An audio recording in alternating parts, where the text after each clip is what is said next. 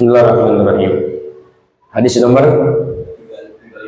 335. Bismillahirrahmanirrahim.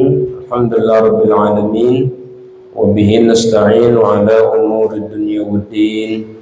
Wassalatu wassalamu ala asyrafil anbiya'i wal mursalin sayyidina wa maulana Muhammadin wa ala alihi wa sahbihi ajma'in, amma ba'du.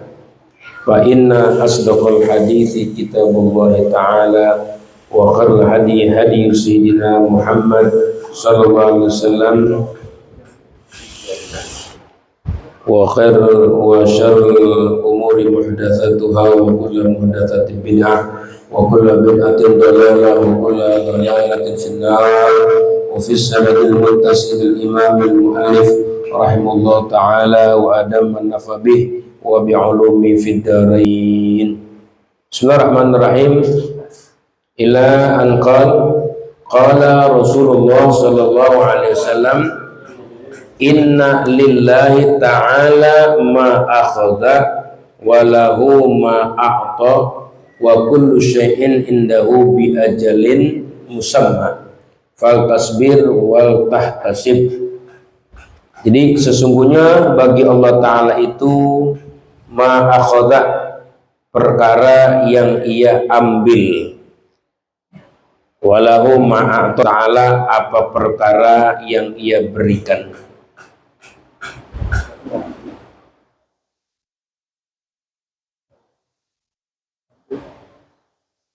Wa kullu syai'in, dan tiap sesuatu, indahu, ya di sisi Allah, bi ajali musamma, dengan ajal. Ajal itu tempo ya, yang telah ditentukan, waktu yang telah ditentukan.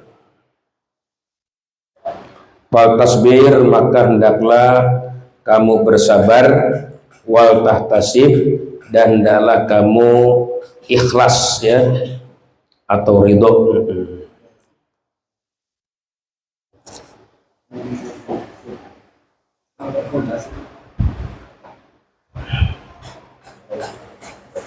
Nah, ini hadis riwayat Imam Ibnu Majah dari Usamah bin Zaid ya. Termasuk ini ya, apa namanya, Usamah ini termasuk tim khidmat ya, pelayan Nabi kita Muhammad sallallahu alaihi wasallam. Usamah bin Zaid ya. Kalau bapaknya itu Zaid bin Harithah. Zaid bin Harithah. Nah, ini ya, hadis ini artinya jadi semuanya itu yang kita punya adalah bagian daripada kepemilikannya Allah Subhanahu wa taala. Jadi karena semuanya milik Allah, yang ada di tangan kita ya semua amanat ya, amanat, cuma sekedar barang titipan ya. Allah titipin, kapan Allah datangkan, kapan pula Allah ambil. Itu semua sudah ada waktu yang telah ditentukan oleh Allah Subhanahu wa taala. Jadi nggak ada yang terdahulu ya, sebelum waktu tempo datang udah diambil, enggak, atau juga enggak juga terlambat ya. Jadi udah ada ketentuan dari Allah. Jadi apa saja yang Allah ya punya dari kita ini bisa Allah ambil kapan saja, termasuk anak ya. Kita punya anak misalnya meninggal ya, itu namanya ma'akhoda. Atau harta kita punya ya, kesehatan ya, semua itu. Dan bagi Allah Ta'ala juga memberi, karena Allah Ta'ala ya yang memberi, Allah Ta'ala pula yang mengambil gitu ya.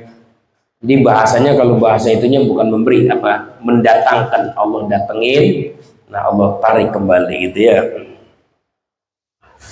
Makanya ketika itu ditarik kembali oleh Allah, pesan Nabi gimana kita sikap kita, fal tasbir, kita hendaklah kudu sabar ya, sabar atas apa yang ditentukan oleh Allah Subhanahu wa taala. Karena sabar ini bagian daripada ya martabat keimanan ya, yang menjadi sebab menyelamatkan kita di yaumil qiyamah, di hari kiamat. Jadi sabar ini termasuk modal besar kita menghadapi dahsyatnya hari kiamat ya. Jadi kita ini memang diuji oleh Allah dengan diambilnya sesuatu yang Allah telah berikan kepada kita, baik bersifatnya anak-anak kita atau harta-harta kita, kesehatan kita, umur kita, semuanya pokoknya yang kita punya itu adalah milik Allah semata gitu. Maka ketika diambil oleh Allah Subhanahu wa taala, sepatutnya kita jangan kesel, jangan marah, jangan ngedumel, jangan gerutu, jangan protes, jangan komplain, tapi fal tasbir, hendaklah kamu sabar. Allah wal tahtasib, kalau bisa kamu ikhlasin, kamu ridho gitu ya. Ya, sebab dengan ikhlas itu kamu akan mendapatkan pahala yang besar dari Allah. Karena Allah bilang dalam Al-Qur'an tuh wala nabluwannakum bisyai'in. Kami benar-benar, udah janji Allah tuh, kami benar-benar bakal uji kalian bisyai'in, dengan sesuatu yang sedikit aja, nggak banyak-banyak sebenarnya, sedikit. Syai'in tuh kata-kata yang sedikit aja. Minal khauf, punya rasa takut gitu ya. Walaupun kita gagah ya, kerjaannya bodyguard gitu, centeng atau apa aja, Allah punya tanemin tuh sifat rasa takut kita ya, macam-macam dah rasa takut ya. Iya, wal ju, lapar ya, minal khauf wal ju, terus wa naqsim minal amwal, kekurangan harta, sulit cari ekonomi, pahit menghadapi kehidupan ya, mencari kehidupan kita, itu termasuk ya ujian-ujian Allah ya. Berkurangnya harta, bisa kita udah cari, udah kumpul, tiba-tiba hilang, tiba-tiba dicuri orang, banyak ya kasusnya gitu. Naqsim amwal anfus, kurangnya harta apa, jiwa kita yang tadinya sehat, sakit, makin ngedrop, makin habis, semua itu. Ya, itu bagaimana sikap kita? Nah, sikap kita kata Allah, wa basyiris sabirin, kasih kabar gembira. Jadi orang yang sabar itu akan mendapatkan kegembiraan yang sejati, yang hakiki kegembiraannya. Apa itu kegembiraannya? Itu yang diterusin ayat itu tuh ya. Ya, diterusin ayat itu dengan kata-kata ulaika alaihim sholawatum mir rabbihim. Dia akan dapat sholawat, bukan sholat tapi sholawat. Apa itu sholawat? Sholawat itu artinya silaturahmi, sholat itu sambungan. Jadi ada keterikatan yang sangat kuat kepada Allah ya, sehingga saking banyaknya Allah kasih jamak sholawatum mir rabbihim, itu hubungan-hubungan yang kuat, karunia. Dan yang kedua warahmah, punya apa, dapat rahmat dari Allah Ta'ala. Yang terakhir wa ulaika humul muhtadun, Allah bakal jamin orang itu nggak akan sesat jalannya, dibimbing, diarahkan oleh Allah ya. Cuman yang penting dia sabar.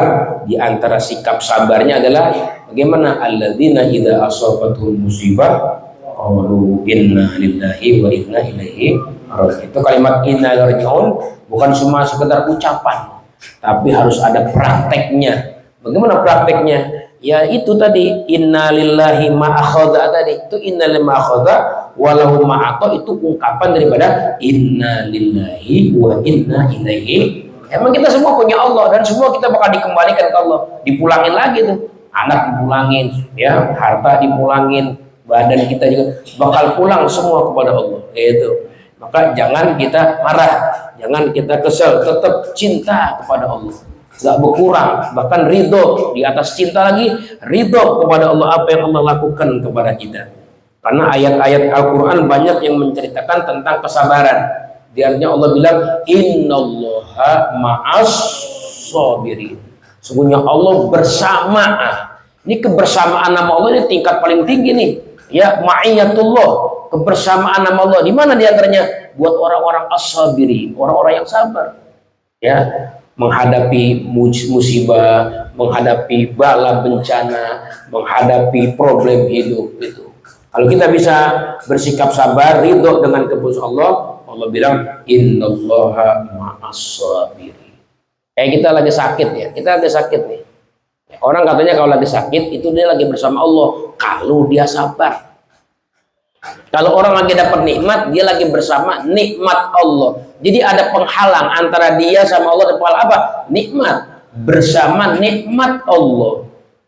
Tapi kalau dia lagi dapat musibah, dia sabar, nggak ada penghalang, ya langsung ma'as-sabir, innallaha ma'as-sabir. Allah bersama orang-orang sabar. Sakit-sakit nih, masuk ruang UGD. Wah, udah nggak bisa ngapa-ngapain, udah apa segala macam apa namanya ya, selang-selang udah pada masuk semua ke hidung, ke mulut, macam-macam, udah nggak berdaya kita. Nah, di situ sikap kita kudu senang. Ya, sabar, kita kudu senang. Kenapa? Karena Allah lagi bersama kita. Di situ kesempatan kita ngomong sama Allah. Berbisik kita sama Allah. Ya Allah, maafin saya Allah. Ampuni saya Allah. Karena kita lagi Allah lagi deket banget, kalau sabar. Bilang aja mau curhat tuh. Mudah-mudahan ini penyakit yang lagi saya terima, saya ridho, saya terima. Ya Allah, tapi saya minta ya Allah maafin saya. Ampunin saya. Jadikan saya orang yang dapat hidayah ya Allah. Jadikanlah saya mendapat rahmah wa ulaika hamdul. Dia lagi dekat sama Allah. Pernah ada hadis itu ya, hadis kursi ya. Nanti kata Nabi katanya Allah bakal tegur orang di padang mahsyar. Hei penduduk mahsyar, dulu kenapa waktu saya sakit, kata Allah, di dunia kalian kok nggak ngebesuk saya? Mereka mahsyar kaget lah. Ya, bagaimana kau sakit ya Allah? Wa anta rabbul alamin. Kamu kan Tuhan alam semesta. Bagaimana maksudnya kau sakit? Emang kamu nggak lihat si fulan sakit? Oh, lihat si fulan sakit. Nah, iya, kalau kamu datang, kamu bakal dapetin aku di situ, di dekat orang sakit itu. Kenapa? Karena aku innallaha ma'as sabirin. Bahkan di ayat lain Allah katakan wallahu yuhibbus, bukan lagi yuhibbus sabirin. Gitu. Nah, ini biasanya sabar ini lebih banyak, meskipun memang sabar itu berlaku ya kepada semua keadaan. Bukan cuma orang sakit sih, sebenarnya orang sehat juga kudu sabar. Ya enggak? Itu kan kalau sehat kan kadang-kadang apa aja kita, mana aja kita ngikutin ya hawa nafsu kita, mumpung sehat, makan mumpung sehat, ngabrak mumpung sehat, begitu. Itu orang nggak sehat. Nah, dia sebenarnya perlu kesabaran juga. Sabar, jangan ngikutin lagi sehat, begitu. Ya gitu ya. Iya. Orang miskin kudu sabar, bukan cuma orang miskin, orang kaya juga kudu sabar. Kalau nggak sabar, itu duitnya habis buat yang hambur-hambur yang sisinya. Coba kalau dia bisa tahan itu, ya sabar, jangan disalurkan ngikutin hawa nafsu, kan kudu sabar. Tapi lebih dominan sebenarnya sabar itu kepada orang yang terkena bala, musibah, bencana. Makanya ketika itu kita disuruh ya fal tasbir, maka adalah kamu kudu sabar. Wa tahtasib, kamu kudu ikhlas apa yang Allah berikan kepadamu. Kenapa? Karena yang Allah berikan kepada kamu itu daripada harta, anak, dia pula yang mengambil. Makanya ketika Nabi Ayub ya, Nabi Ayub alaihissalam, ya kan, Nabi Ayub tadinya kaya, istri banyak, ya anak banyak, peternakan banyak, lahan-lahan pertanian banyak, subur semua tuh. Kata iblis, ya Rabb, boleh jadi Ayub taat, hidupnya sukses. Coba kalau dibikin bangkrut, dia bakal berhenti. Gitu. Kata Allah, aku lebih tahu daripadamu iblis.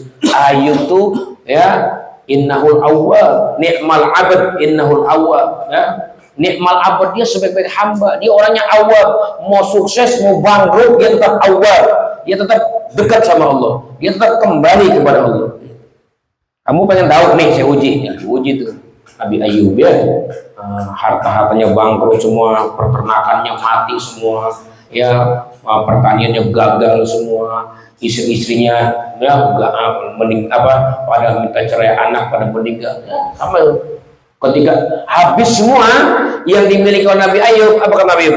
Alhamdulillahilladzi a'tani wa akhadha minni. Terima kasih Allah, Engkau yang ngasih, Engkau juga yang mengambil dariku.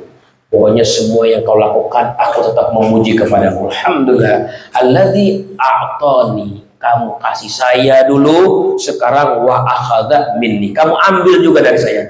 Alhamdulillah. Jadi dia nggak pernah ya menganggap itu sebuah apa sial gitu, sebuah kesian, enggak, tapi dia tetap memuji kepada Allah Subhanahu wa taala.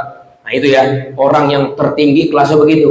Dalam keadaan suka dan duka tetap muji kepada Allah. Alhamdulillah ya, karena semua perbuatan Allah nggak ada yang tercela, semua terpuji. Kapan waktunya ngasih, kapan waktunya ngambil, ya Allah tahu waktunya. Kenapa? Karena indahu bi ajalim musamma, ya ada waktu yang telah ditentukan oleh Allah Subhanahu wa taala. Kemudian dilanjutkan hadis yang berikutnya, ya halaman hadis yang 336, ya. Bismillahirrahmanirrahim. Inna lillahi ta'ala aniyatan min ahli ardi wa aniyatu rabbikum qulubu ibadihi shalihin wa habbuha ilaihi alyanuha wa arakuha, rawahu Tabrani. Dikatakan di sini katanya, ya sesungguhnya bagi Allah Ta'ala itu punya aniyah. Aniyah itu semacam kalau kita mah ya wadah, tempat bejana itu, bejana atau wadah itu, ya wadah kayak semacam mangkok atau baskom itu, mangkok atau baskom itu ya aniyah itu, ya bejana tempat-tempat, ya tempat-tempat aniyah. Di mana? Min ahl ardi, daripada penduduk bumi. Jadi ini sekian banyak manusia dari kalangan manusia, ya dari kalangan penduduk bumi ini, manusia itu Allah punya dari hati-hati mereka tempat, ya tempat-tempat untuk menempatkan rahmat Allah, menurunkan karunia Allah Subhanahu wa taala, ya. Jadi Allah taruh di mana tuh? Wa an yatarabbikum, dan bermula wadah, tempat, ya wadah Tuhan kalian, yaitu hatinya para hamba-hamba Allah yang soleh. Jadi Allah kasih itu karunia-karunia yang Allah turunkan dari langit ke penduduk bumi, Allah turunkan terlebih dahulu kepada orang-orang soleh. Gitu, hati-hatinya orang-orang soleh, ya. Siapa tuh orang soleh? Definisi soleh itu orang yang menjaga, ya, melaksanakan hak-hak kepada Allah, menjalankan hak-hak juga kepada sesama manusia. Jadi itu orang soleh definisinya. Jadi ad-dinu al-mu'amalah, ya. Agama itu adalah intinya al-mu'amalah, pola berhubungan. Dia tahu tuh hubungannya kepada Allah, caranya gimana, hubungan kepada sesama manusia, tahu caranya bagaimana. Sehingga dengan tahunya itu dia mengamalkannya, mempraktekkannya kepada Allah dan kepada sesama manusia. Nah itulah baru dikategorikan orang-orang soleh, ya. Disitulah Allah titipkan namanya anwar, cahaya-cahaya. Ini kayak PLN kan begitu. PLN menaruh, ya sumber aliran rezeki ini pertama di gardu-gardu gitu. Dari gardu-gardu itu baru dibagi-bagi ke kampung-kampung gitu. Nah sama tuh Allah juga menurunkan, ya cahayanya, asrornya, anwarnya, nafahatnya Allah turunkan kemana? Ke hatinya orang-orang soleh gitu, ya Allah titipan begitu, ya sehingga dari cahaya itulah Allah Subhanahu wa taala, ya kemudian memancarkan, memberikan pencerahan, ya kepada umat manusia. Ibaratnya begitu, ya. Kayak kita misalnya datang nih acara-acara orang soleh kumpul, ya kenapa kita harus datang ke tempat-tempat orang-orang soleh, ya begitu, karena mereka itulah yang mengemban, ya asrornya Allah Ta'ala, yang nanti kalau kita silaturahmi, kita punya hubungan, itu kita akan dibagi, punya jalur hubungan cahaya gitu, ya diberikan kepada mereka lewat nasihat-nasihat yang mereka keluarkan kepada kita, lewat sikap-sikap mereka, ya itu akan memberikan penularan, peneladanan, ya yang kita bisa ambil dari mereka seperti itu. Kemudian dikatakan di sini, ya wa ahabbuha, dan yang paling dicintai, ya apa hanya kepada kulub, ya. Jadi ada hati ini yang dicintai oleh Allah, ada yang paling dicintai hati oleh Allah Subhanahu wa taala. Siapa itu? Ilaihi, itu kepada Allah. Jadi ada hati yang paling dicintai oleh Allah Subhanahu wa taala, yaitu al-yanuha, hati yang paling lembut, paling lembutnya hati, wa arraqwa, ya sama ya tarkib, paling lembut, paling halusnya hati itu, ya. Sebab kalau hati udah lembut,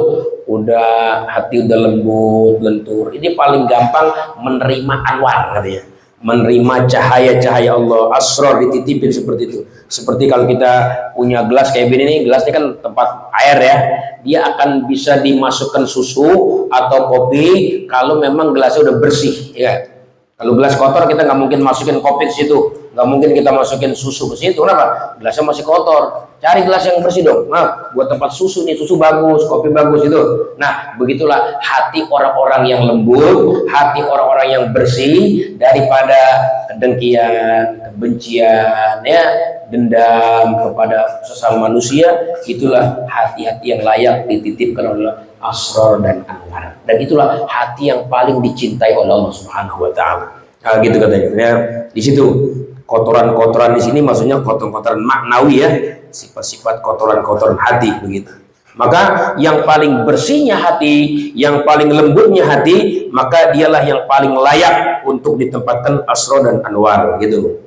Nah, ini hadis rawahut Tabrani gitu ya. Nah, ini untuk melembutkan hati ya, teman-teman. Untuk melembutkan hati, membersihkan hati, bukan cuma ngaji begini ya. Kata Al Habib Abu Bakar Adani, untuk melembutkan hati bukan ilmu. Kadang-kadang ilmu bisa menjadi orang takabur, angkuh dan lain sebagainya. Tapi untuk melembutkan hati adalah dengan cara bangun malam. Bangun malam 1 jam. Bangun malam 1 jam, bagi itu sholat, zikir, munajat, doa, menangis. Nah, itu jalan paling tercepat kita untuk melembutkan hati. Sehingga pengen punya rencana dititipin Asrar Anwar di hati kita, itu mesti ada jatah kita waktu kita bangun malam. Jadi jangan sampai kita ngaji sampai larut malam, tapi begitu malamnya kita abaikan hak Allah.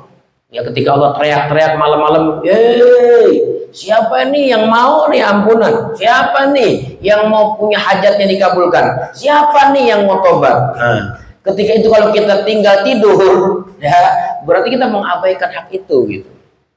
Ya, mengabaikan hak itu. Jadi harus adalah dalam seminggu itu ya 2-3 malam, 4 malam ya gitu. Ada waktu kita untuk memberikan apresiasi terhadap panggilan Allah yang Allah menawarkan pintu rahmatnya tiap malam untuk membuka seluas-luasnya untuk dia ya si hamba dekat kepada Allah Ta'ala. Dulu Habib Umar bin Hafiz ketika silaturahmi kepada guru besar Azhar ya, Syekh Sya'rawi, Al-Imam Mutawalli Sya'rawi, itu Habib Umar takjub ya mendengarkan tafsir satu ayat yang begitu mendalam dan luasnya. Ketika itu Habib Umar tanya, wahai Tuan Syekh, ini tafsir Masya Allah luar biasa yang tidak tertulis di kitab, katanya. Dari mana kau dapatkan makna-makna ini? Katanya gitu. Apa kata Imam Syekh Mutawalli Sya'rawi? Ini saya dapetin dari derayan air mata di tengah malam, katanya. Itulah turun makna-makna Quran yang terbaru.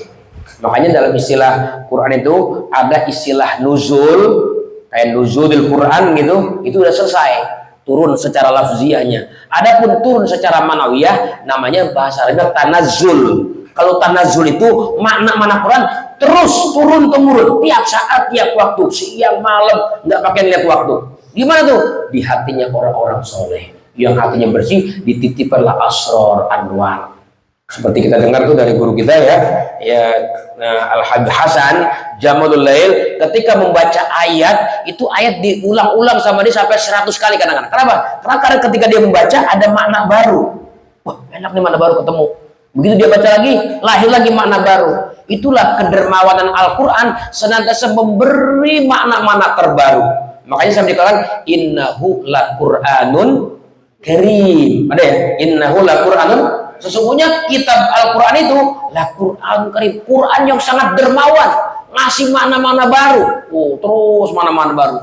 Makanya Pak Quraisy ketika menulis kitab tafsir Misbah, di akhir ayat dia mengatakan, di akhir tafsir itu ya, bahwa makna-makna Quran itu terus akan berlanjut ya dengan makna-makna yang lebih ajaib sampai hari kiamat. Di mana Allah letakkan di hatinya para orang-orang solehin.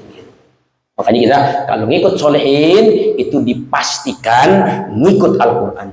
Tapi kalau kita ngikut langsung Quran aja deh, nggak usah ngikut ulama-ulama, kita yakin pasti akan salah gitu. Makanya keberagaman orang awam pengen lebih selamat, kata Habib Ali Al-Habsyi dalam syairnya, i'rifil haq li ahlil haq. I'rifil haq, kenalin kebenaran itu li ahlil haq, lewat figur manusianya, bukan lewat dalil. Kalau kita ahli sunnah ya menerapkan agama bukan lewat dalil ini dalil, bukan dalil. Kita ini ngelihat figur manusianya. Ya kalau kayak manusianya sekelas Habib Umar, Habib Abu Bakar ada nih, ya, Habib Ali Al-Habsyi, figur-figur ya, Mbah Hashim Asy'ari termasuknya. Itu figur-figur yang nggak diraguin lagi. Kalau kita ngikutin jalan mereka, akhlak mereka, adab mereka, itu otomatis kita ngikutin. Tapi kalau kita langsung bongkar Quran, bongkar hadis, cari dalil, cari penelitian, ya kayaknya takutnya kita nggak bisa sampai kebenaran itu. Makanya Habib Ali dalam syairnya, i'rifil haq li al-haq li anal haqqa manutun, ya bihim, ya kenalin kebenaran lewat figur-figur manusia. Kenapa? Karena figur-figur mereka lah yang betul-betul punya hubungan kuat dengan dalil, gitu katanya. Nah itu ya. Kemudian dilanjutkan di sini katanya, ya rawahu Tabrani. Jadi gitu ya, kalau hati kita pengen lembut, pengen bersih, coba kita bangun malam ya, setiap saat malam-malam, tiap malam ya, sepertiga akhir itu ya dibuka seluas-luasnya pintu menuju Allah Subhanahu wa taala. Dulu Habib Abdullah ya bin Salim Asy-Syatiri, ayahnya Habib Salim ya, Habib Abdullah bin Umar Asy-Syatiri pernah berkata, tidak pantas katanya seseorang yang dikasih gelar sang pencari ilmu atau santri, tapi bila mana malam datang dia tertidur. Itu seorang murid, seorang santri, seorang pelajar nggak pantas disebut pencari ilmu kalau malam tidak ada jatah bangun malam. Apalagi kita yang sudah mendapat gelar seorang ustaz, sebutan kiai, tengah malam kita tidur, ini takutnya ashabul mughtarrin, orang-orang yang masih tertipu dengan buayan kasur, buayan mimpi-mimpi malam ya. Nah gitu, makanya dikatakan kadzdzaba man idda'a mahabbati, bohong besar orang ngaku-ngaku cinta sama saya. Idza jannal lail, apabila malam datang, begitu ya, datang malam nih ya nama anni, saya ditinggal tidur aja sama dia. Ya, makanya buah daripada ngaji yang bermanfaat, semakin hari semakin damai hatinya kalau berdua kepada Allah, merasa nyaman sama Allah gitu. Ya, kata Syekh Wahbah Zuhaili itu, ya, min alamatil iflas al-inas bin nas. Min alamatil iflas, di antara tanda-tanda orang bangkrut nasibnya besok di hari kiamat, bangkrut dia nggak punya apa-apa. Siapa? Al-inas bin nas, terhibur dengan orang. Kalau mau orang kayak nyaman dia. Tapi kalau sudah sama Tuhan dia bete, nggak betah. Wa idza qamu ila sholati qamu kusala, gayang, ogah-ogahan, ya hatinya terpaksa, ya wala yadhkurunallaha illa qalila, zikirnya pun sedikit, kurang asik begitu. Nah, orang-orang yang soleh itu punya keterikatan sama Allah itu dengan damai hatinya kalau bersama Allah Ta'ala, berzikir kepada Allah, sholat dengan khusyuknya. Itulah diantaranya orang-orang soleh menjadi sumber turunnya asrar anwar ya. Kalau kita tuh sering baca ratib ada kata-kata wa ayyu'ida alaina min barakatihim wa asrarihim wa anwarihim wa ulumihim wa nafahatihim. Kan itu ya? Iya, itu mereka punya itu. Ya, baik itu dalam urusan fiddin, dunia wal akhirah. Makanya kalau kita ziarah tuh ada perkataan sa'alnakum sa'alnakum, ya kita minta kepada engkau wahai para solehin yang kita ziarahi kuburnya, walizulfa rajaunakum, kita pengen dekat sama Allah lewat pintu-pintu kalian. Nah seperti itu. Kemudian hadis yang ke-337, wa qala Rasulullah sallallahu alaihi wasallam innal ma'a tahurun la yunajjisuhu syai'un, rawal Bukhari wa Muslim an Abi Sa'ad. Ya, Nabi katakan dalam sebuah hadis, innal ma'a, sesungguhnya air itu. Nah, ini air ini kan ditafsir air mana nih? Air yang maksudnya dua kulah ya. Air yang dua kula. Jadi alma itu alif lamnya alif lam lil ahdi dzihni ya. Alif lam yang sudah masyhur, maksudnya al di situ yang menunjukkan air yang dua kula. Seperti innas sholata tanha anil fahsya'i wal munkar. Sesungguhnya sholat itu bisa mencegah perbuatan keji dan munkar. Sholat yang mana? Sholat yang sudah diketahui dengan adabnya, dengan syarat rukunnya, dengan khusyuknya, baru dia bisa tanha anil fahsya wal munkar. Sama nih, innal ma'a, sesungguhnya air yang mana nih?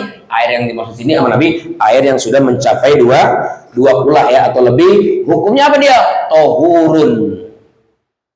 Apa itu tohurun? Tohurun itu artinya menyucikan. Dulu kita ngaji bab air waktu kecil, adapun air itu ada 4 macam. Masih ingat kita? Adapun air itu ada 4. Satu, air suci menyucikan. Itu tohur namanya. Suci, dia zatnya air suci. Terus dia bisa menyucikan. Artinya menyucikan, bisa menghilangkan hadas kecil dengan wudu, menghilangkan hadas besar dengan mandi, menghilangkan najis kita tuh. Kalau kita habis buang air kecil, buang air besar, kita bersihkan ya sisa-sisa yang menempel di dubur atau kubur. Itu yang menghilangkan itu air yang tohur, suci lagi menyucikan. Karena ada air yang tohirun, suci di airnya, tapi dia ghairu mutahhir. Namanya air suci tidak menyucikan. Airnya suci, tapi dia menyucikan, kayak air kelapa gitu, air teh, ya air susu, ya itu kan namanya air suci. Tapi dia nggak punya kekuatan untuk menyucikan, gitu, menghilangkan ya najis ataupun hadas ya gitu. Ini tahur ya, yang mensucikan. Itu dia air yang model itu, la yunajjisu syai'un, tidak bisa terkena najis ya akan air itu syai'un oleh sesuatu apapun. Jadi tidak bisa terpengaruhi oleh najis apapun juga. Jadi ketika dia airnya dua kula, kejatuhan najis misalnya air kencing kah, ya kan, atau misalnya kotoran manusia kah, binatang kah, nyampur di air dua kula, itu air tersebut tetap tidak najis, kata Nabi. La yunajjisu syai'un, tidak ya terkena najis oleh siapapun selama tidak berubah ya. Nah, itu maksudnya selama nggak berubah. Kalau berubah tetap jadi najis. Airnya dua kula ya, cuman yang kencing di situ 1000 orang. Iya, kayak kita kalau waktu kita tuh ada Bang Khair di sini, Bang Khair ya, kita waktu pesantren ya nggak, pesantren kita kan wudhu mandi tuh di air ya kobangan itu, apa namanya disebut kolam, air kolam atau kobangan ya, iya, itu kan kadang-kadang kencing di situ, wudhu di situ, kita baru nyantri kaget, buruk amat nih, kencing sini, ya belum tahu belum paham, ternyata emang itu airnya tohur, suci kan, nggak ternajis. Nah selama nggak berubah, begitu kita. Kalau ada pesing-pesingnya ya najis gitu ya. Tapi selama nggak ada perubahan sama sekali, hukumnya tetap tohur, hukumnya suci menyucikan gitu. Kemudian dikatakan waqala Rasulullah sallallahu alaihi wasallam innal mu'mina la yanjus. Sesungguhnya orang-orang beriman itu tidak najis ya. Jadi jangan sampai ngatain orang mukmin tuh najis gue mah sama dia gitu. Enggak, Nabi bilang innal mu'min, orang selama orang beriman tuh layan jusu ya, itu orang beriman tidak najis baik masih hidupnya maupun ya sudah meninggal dunianya. Orang beriman kagak najis. Beda sama orang musyrik. Orang musyrik pun dibilang innamal musyrikuna najas. Sesungguhnya yang orang-orang hanya orang-orang musyrik lah yang najis. Najis apa tuh? Najis i'tiqadnya ataupun badannya sih. Orang kafir juga tetap suci. Kita berjabat tangan misalnya sama dia, kita bukan kalau mau sholat wudu lagi nggak, cuci lagi nggak usah, karena zahirnya mah suci. Yang najis i'tiqadnya karena dia mengakui Tuhan-Tuhan lain selain Allah. Adapun zahirnya ya apa enggak najis. Begitu juga orang-orang beriman ya. Umumnya orang-orang beriman menghindari najis mereka dalam hidupnya, maka dikatakan sama Nabi innal mu'min la yanjusu. Sungguhnya orang-orang beriman itu tidak najis gitu ya. Jadi kalau sembahyang orang beriman di tempat kita nggak usah dipel. Orang beriman masih dipel, gimana sih? Gitu ya. Cuci lagi, jemuran kita angkatin, dicuci lagi. Ya kayak gue najis apa sih? Gitu. Nabi aja bilang innal mu'min la yanjusu. Ya enggak? Orang beriman kagak nah. Ini dari mana riwayatnya? Rawal Bukhari wa Muslim, sahih. Ya enggak? Sahih, ittifaq. Dari mana? An Abi Hurairah, daripada Abi Hurairah radhiyallahu anhu. Wa qala Rasulullah sallallahu alaihi wasallam, inna lil-qa'imi syakir minal ajr mithla ma lis-sha'imi sabir. Masya Allah, enak banget yang kuliner. Sesungguhnya bagi orang yang tukang makan mulu kerjanya, tapi syakir ya, makan tapi syakir, bisa makan alhamdulillah sampai meresap alhamdulillahnya, alhamdulillah. Itu katanya ya, minal ajri, daripada pahalanya itu dia habis makan dia ungkapkan syukurnya kepada Allah yang mendalam ya, dari mendapatkan pahalanya mislama, sama, nggak ngurang sama sekali. Seperti pahala yang Allah berikan lissaimi, bagi orang yang puasa, as-sabir, yang sabar. Ini makanya hadis ini menjadi dalil kadang-kadang ya, pangkat syukur lebih tinggi daripada pangkat sabar. Kan kalau puasa kan memang perlu kesabaran, sabar menahan lapar, sabar menahan haus, juga sabar dia. Nah itu katanya pahalanya orang puasa sabar, itu katanya Allah berikan juga kepada orang yang makan tapi dia syakir, bersyukur kepada Allah Subhanahu wa taala. Gitu. Karena makan nih, alhamdulillah. Bahkan dalam hadis kata, innallaha la yarda 'anil 'abd. Sungguhnya Allah sangat ridho dari seorang hamba. Idza akala aw syariba, kalau dia makan dan minum, dia katakan alhamdulillah.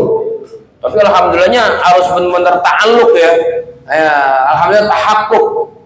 Makanya kata Imam Hasan Imam Abdul Hasan Imam Hasan As-Sadili. Imam Hasan As-Sadili mengajarkan kepada murid-muridnya, bagi pemula disunahkan untuk mengucapkan alhamdulillah biar tahakkuk, biar ta'alluq, cita rasa ucap alhamdulillah disunahkan katanya buat pemula, membiasakan diri di awalnya makan yang enak-enak, makan yang lezat-lezat, makan yang suar selera. Nanti begitu udah gobios dia bilang alhamdulillah.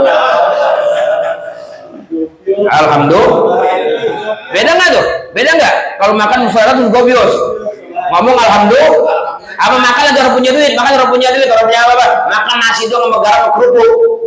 Alhamdulillahnya anyep. Alhamdulillah sih, cuma anyep aja alhamdulillah, nggak ada cita rasa gitu ya. Tapi kalau makan enak ya cita rasanya alhamdulillah. Nah itu lebih mahal tuh alhamdulillahnya. Kenapa? Allah ridho banget sama dia. Ya, nah gitu.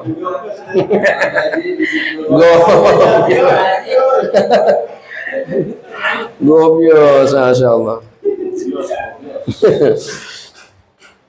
Syukur ya, pangkatnya lebih tinggi daripada sabar ya. Orang puasa sabar, orang makan tapi syukur, sama pahalanya. Makanya setiap kita makan sampai minum pun semua seperti ini ya, air minum bening ya, apa namanya, mineral seperti ini hendaklah kita syukuri kepada Allah dengan nikmat air yang Allah ciptakan, lembut, cocok di tenggorokan ya, nggak dikasih rasa pahit ataupun asin, tapi dikasih tawar rasanya, itu cukup menyejukkan di tenggorokan kita. Falaula tashkurun ya, afara'aitum ma tashrabun, emang kamu nggak lihat itu yang kamu minum? Antum anzaltumuhu minal muzni am nahnul munzilun, yang nurunin itu dari langit siapa? Kalian apa kami? Kata Allah. Ya Allah berantah, engkau ya Rabb. Iya. Coba, lau nasya'u laja'alnahu ujajan, kalau kami mau tuh air bisa kami ciptakan dengan rasa pahit, asin dan pahit campur, tapi enggak, kami ciptakan tawar saja. Falaula tashkurun, kenapa sih enggak bersyukur? Makanya kalau habis minum alhamdulillah, jangan dikata-katain nih air ya, air bening lagi, air bening lagi. Itu ngomong begitu, waduh, air peka banget tuh. Air peka banget. Dikata begitu tapi ntar diminum juga sama dia. Wah, peka banget tuh air. Ya, sampai orang Jepang tuh namanya Samaro, dia masuk Islam karena gara-gara penelitian air yang begitu cepat tanggap, peka gitu, diucapkan kata-kata. Kalau kata-katanya baik, air jadi baik, mengandung cahaya. Kenapa? Air kita bawa ke rumah kiai, bacain. Iya, karena kiai kalimatnya bagus-bagus, jadi air jadi bercahaya. Kalau orang jahat kan air dibawa ke rumah dukun, disembur sama dukun dengan kata-kata yang buruk, ya enggak? Wah, itu bisa bikin bangkrut usaha orang, bikin sial orang. Padahal sama-sama air, cuman gara-gara ucapan yang terucap dari lisannya berbeda. Ada yang baik ucapannya jadi cahaya, ada yang jahat ucapannya jadi gelap tuh air. Makanya Allah bilang falaula tashkurun. Kenapa sih nggak mau bersyukur juga? Nah, seperti itu ya. Wallahu a'lam bishawab. Walhamdulillahil alamin.